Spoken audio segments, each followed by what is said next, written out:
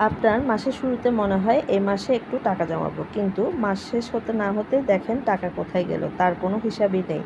বাজারের খরচ, বিদ্যুৎ বিল সব নিয়ে মনে হয় সংসার চালাতে যদি সব টাকা চলে যায় তাহলে সঞ্চয় করব কিভাবে।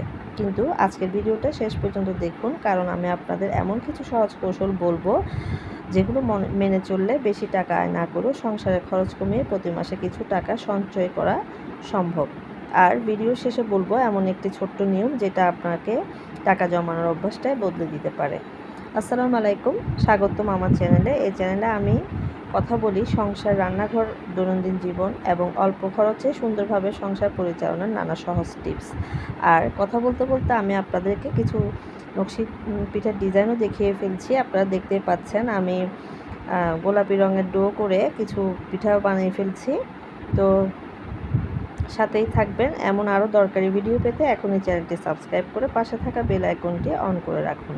চলুন এবার শুরু করি আজকের মূল বিষয়। সংসারের খরচ কমানোর প্রথম নিয়ম হলো খরচ করার আগে খরচের হিসাব করা। অনেক সময় আমরা ভাবি এটা তো মাত্র 50 টাকা, এটা তো মাত্র 100 টাকা, কিন্তু মাসের এমন ছোট ছোট খরচ যখন অনেকগুলো হয় তখন হিসাব করলে দেখা যায় সেখানে কয়েক হাজার টাকা চলে গেছে। তাই একটি ছোট খাতা রাখুন, প্রতিদিন কী কী খরচ করছেন সেটা লিখে রাখুন। বাজার 500 টাকা, নাস্তা 100 টাকা, অপ্রয়োজনীয় কেনাকাটা 200 টাকা, এভাবে লিখতে থাকুন। মাস শেষ যখন পুরো হিসাবটা দেখবেন তখন নিজেই বুঝতে পারবেন কোন খরচটা সত্যিই দরকারি আর কোনটা শুধু অভ্যাসের কারণ হয়েছে।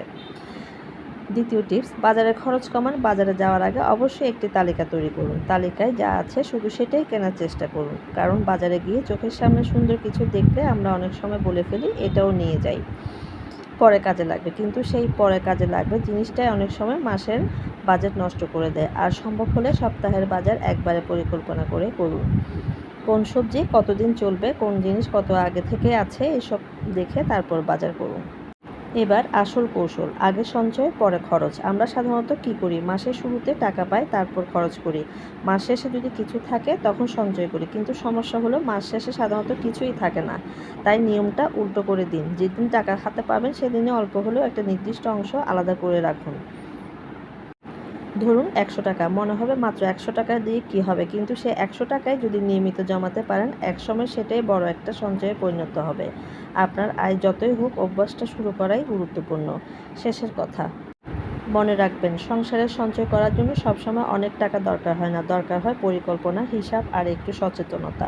আজ থেকে প্রতিটি খরচ করার আগে নিজেকে একটা প্রশ্ন করুন, এটা কি আমার সত্যিই দরকার নাকি আমি শুধু ইচ্ছা করে কিনছি। আর একটা কথা মনে রাখবেন, টাকা কত উপার্জন করছেন তার চেয়ে গুরুত্বপূর্ণ হলো কতটা বুঝে খরচ করছেন এবং কতটা ভবিষ্যতের জন্য রেখে দিচ্ছেন। ভিডিওটি যদি আপনাদের ভালো লেগে থাকে তাহলে অবশ্যই একটি লাইক করবেন এবং আপনার পরিচিতদের সঙ্গে শেয়ার করবেন। আর কম খরচে সুন্দরভাবে সংসার পরিচালনার এমন আরও টিপস পেতে আমার চ্যানেলটি সাবস্ক্রাইব করে পাশে থাকবেন। আবার দেখা হবে নতুন একটি দরকারি ভিডিও নিয়ে। ভালো থাকুন, সুস্থ থাকুন আর সংসারে প্রতিটি সঞ্চয় করুন।